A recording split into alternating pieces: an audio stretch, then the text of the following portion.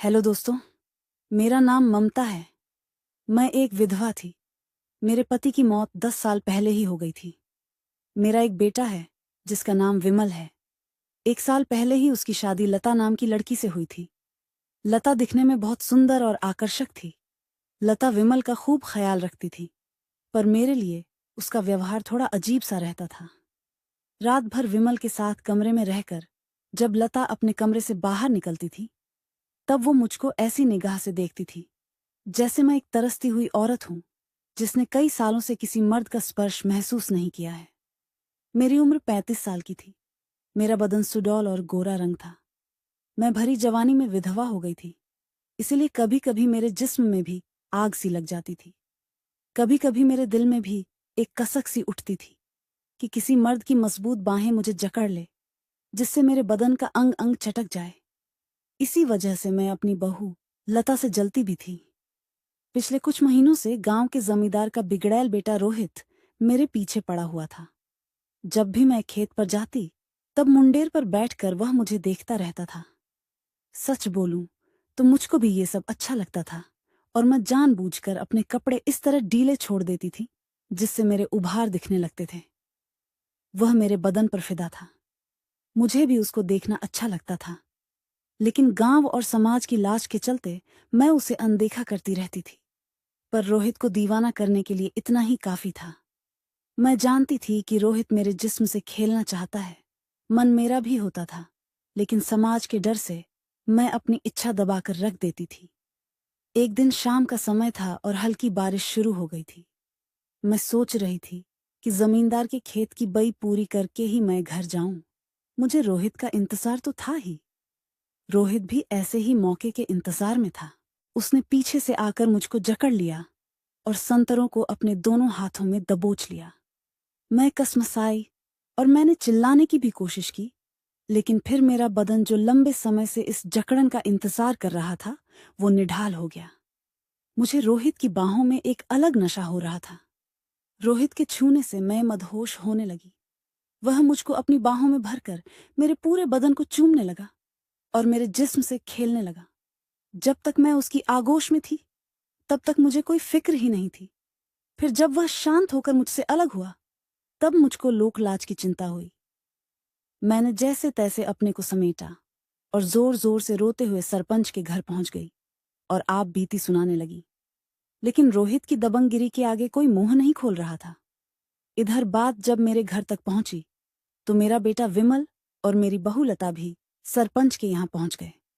मैं रो रही थी, लेकिन लता से आंखें मिलाते ही एक कुटिल मुस्कान मेरे चेहरे पर फैल गई।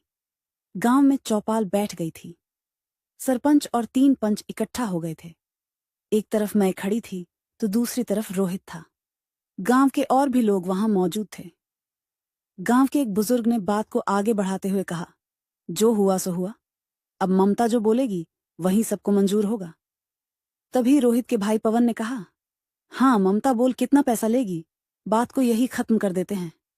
पैसे की बात सुनते ही मेरी बहू लता खुश हो गई कि सास 1-2 लाख रुपए मांग लें तो घर की गरीबी दूर हो जाए। लेकिन मैं बिना कुछ बोले रोते ही जा रही थी।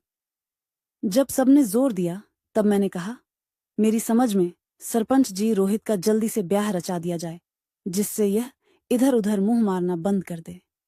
मेरी बात पर सहमत तो सभी थे, पर रोहित की हरकतों और बदनामी को देखते हुए भला कौन इसे अपनी बेटी देगा। एक भले घर की बेटी रोहित से शादी क्यों करेगी। इस बात पर सरपंच भी चुप हो गए। रोहित अब 40 साल के आसपास हो चला था, इसीलिए वो भी चाहता था कि घर वाली मिल जाए तो जिंदगी सुकून से कट जाए। महेश ने कहा, ममता तुम्हारी बात सही है, लेकिन इसे कौन देगा अपनी बेटी। कांटा फंसता जा रहा था और चौपाल किसी नतीजे पर नहीं पहुंच रही थी।